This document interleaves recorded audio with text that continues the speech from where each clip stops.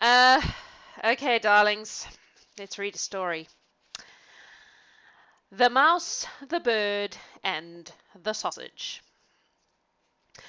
A mouse, a bird, and a sausage decided to set up home together. It's a promising start. For a long time they carried on happily, living within their means and even managing to save a little. The bird's job was to go into the forest every day and bring back wood for the fire. The mouse had to get water from the well, make the fire, and lay the table, and the sausage did the cooking. But we're never content with living well if we think we can live better. One day, as the bird was in the forest, he met another bird and boasted about his pleasant way of life. The other bird only called him a poor dupe. What do you mean? Well, who's doing the lion's share of the work? You are. You have to fly back and forth carrying heavy bits of wood, while the other two take it easy. They're taking advantage of you, make no mistake about it. The bird thought about it. It was true that after the mouse had lit the fire and carried the water in, she usually went to her little room and had a snooze before getting up in time to lay the table. The sausage stayed by the pot most of the time, keeping an eye on the vegetables, and from time to time he'd slither through the water to give it a bit of flavouring. Wow!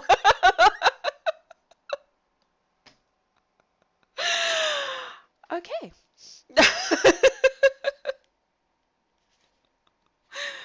If it needed seasoning, he'd swim more slowly. That was more or less all he did. When the bird came home with the wood, they'd stack it neatly by the fire, sit down to eat, and then sleep soundly till the next day. That was how they lived, and a fine way of life it was. However, the bird couldn't help thinking about what the other bird had said. And next day he refused to go and gather wood. "I've been your slave long enough," he declared. "You must have taken me for a fool. It's high time we tried a better arrangement." "But this works so well," said the mouse. "You would say that, wouldn't you? Besides," said the sausage, "this suits our different talents." "Only because we've never tried to do it any other way." The mouse and the sausage argued, but the bird wouldn't be denied. Finally they gave in and drew lots, and the job of gathering wood fell to the sausage, of cooking to the mouse, and of fetching water and making the fire to the bird. What happened? After the sausage went out to gather some wood, the bird lit the fire and the mouse put the saucepan on the stove. Then they waited for the sausage to come back with the first load of wood. But he was gone so long that they began to worry about him. So the bird went out to see if he was all right. Not far from the house, he came across a dog licking his lips. "You haven't seen a sausage, have you?" "Yeah, I just ate him. Delicious." "What do you mean? You can't do that. That's appalling. I'll have you up before the law." "He was fair game. There's no sausage season that I know of." "He certainly was not fair game. He was innocently going about his business. This is outright murder." "Well, that's just where you're wrong, chum. He was carrying forged papers, and that's a capital crime." "Forged papers! I've never heard such nonsense. Where are they? Where's your proof?" "I ate them too." There was nothing the bird could do. In a fight between a dog and a bird there's only one winner, and it isn't the bird.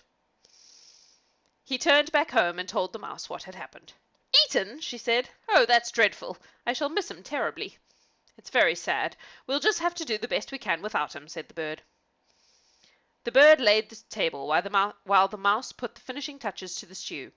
She remembered how easily the sausage had managed to swim around and around to season it, and thought she could do the same. So she clambered onto the saucepan handle and launched herself in.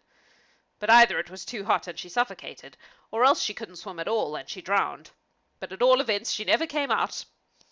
When the bird saw the vegetable stew coming to the boil with a dead mouse in it, he panicked.